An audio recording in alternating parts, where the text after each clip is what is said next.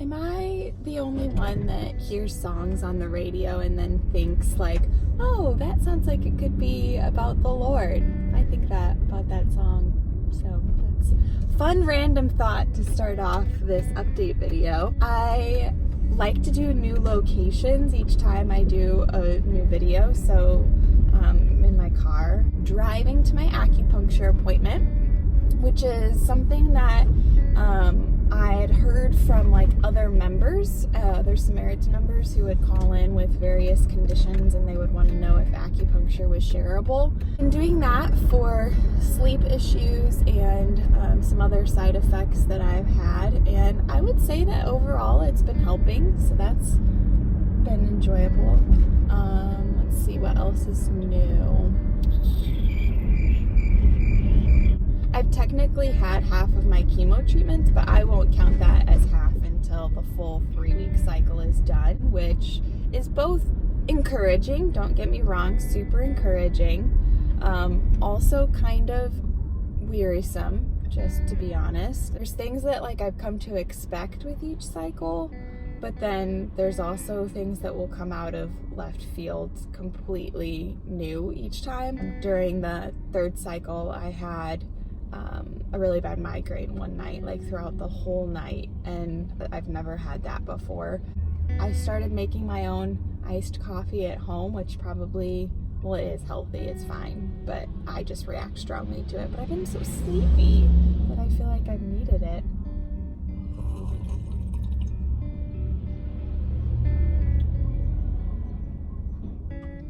You may or may not be able to tell that I don't have any makeup on. It's because I didn't have the energy when I woke up this morning to do that.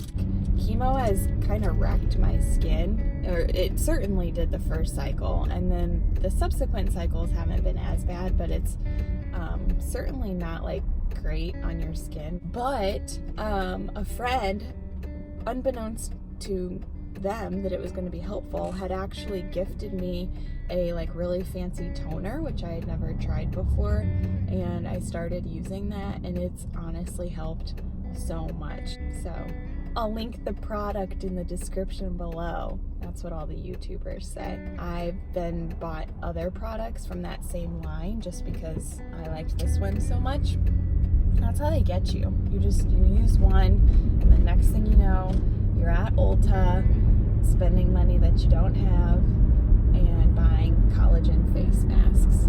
But it's been an enjoyable, relaxing self-care aspect of all of this, and that's how I've justified it. So I still have radiation after all of this, and oh no, I got a bloody nose. Okay, well, I have tissues for this exact occasion because bloody noses are a constant thing with chemo. Anyways, so I have to have radiation still, and they're not sure if I'm going to be able to get it here or if I'll need to go to Chicago for 5 weeks. Basically, Chicago has a much nicer machine for a different type of radiation than what we could get here. The radiation here can cause like other subsequent cancers, like thyroid and lung cancer, because of how close it is to those areas. Prayer-wise, if you guys could just be praying that the doctors would like accept me into it, if it would be good. Other than those things, I just kind of wanted to maybe touch on like a few of the things that I've been thinking about lately. Before I had cancer, I like knew theologically, conceptually that like we're in a fallen world, and that's kind of the textbook Sunday school answer of like why bad things happen. Go ahead. Yep. Welcome. So I still believe that's definitely like why I'm in the situation that I'm in, and I don't want that to be confused. It's not like bad things happen to a person personally because of like their sin, but I do believe that just our fallen world is a response to our fallen nature, and it was never supposed to be this way. It's like really made me long for the return of Jesus in a different way, like come Lord Jesus. And I just feel like I've really had that realization afresh. The Spirit and the bride say come, like I've totally, that's me, I want that, but like it's to a new level now, not just for my own situation but just for like the state of everything in general. Like there's only one answer to fix everything. He makes things new in the meantime, which is beautiful, and it's his grace and mercy on us that things don't just stay as they are. But like, oh my gosh, I long for the return of Jesus. This is the weirdest bloody nose ever, by the way. It's just like a runny nose that happens to be bloody. So my bad. The other thing that I've been thinking about a lot, which is definitely not a finished thought, so if it doesn't make sense, that's why. When I was first coming out of surgery and my cancer had spread, I was like just super discouraged by the whole situation, that I was going to have chemo, especially after I had prayed, and like a lot of people had prayed, that I wouldn't have to go through that. And I think I was just kind of like hit anew with the fact that Christianity and prayer and all of that like isn't a formula. The Lord is still sovereign, and there are loads of things that we ask for that He just blesses us by answering the way that we asked for. And I have like straight up crazy testimonies about stuff like that, if anybody ever wants to hear them. Like in this situation, it was definitely a no to what I had asked for, and what was immediately encouraging was like Jesus in the garden, and the fact that He asked for the cup, like His crucifixion, to be passed from Him, and it wasn't.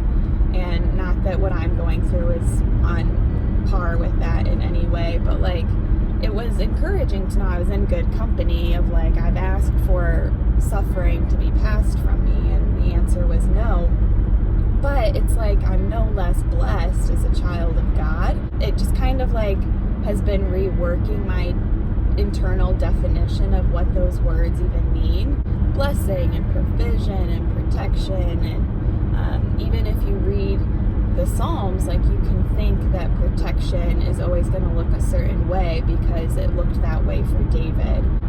But then I also think that there are situations where it doesn't look like what we thought, and then it kind of has to shift to like an eternal perspective instead of a earthbound perspective.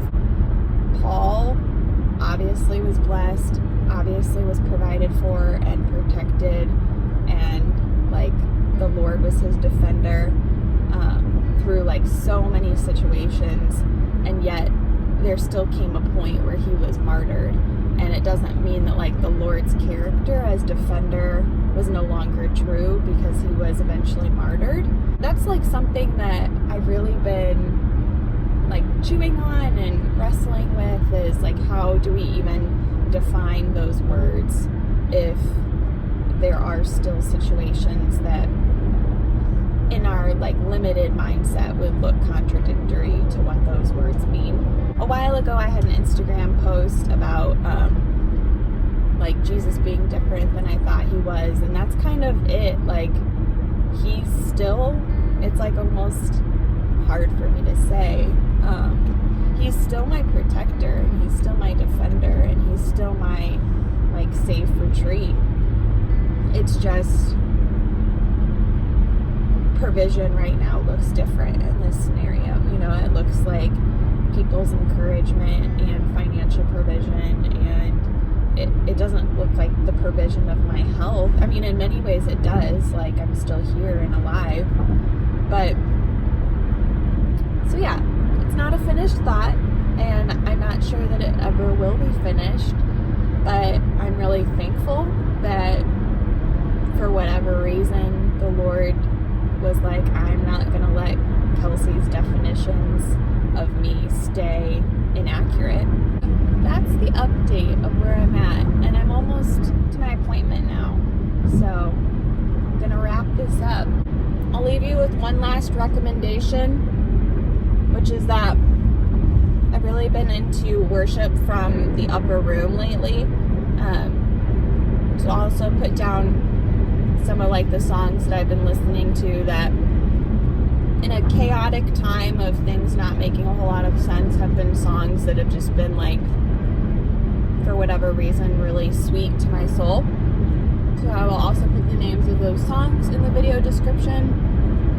And that's all I got. Bye.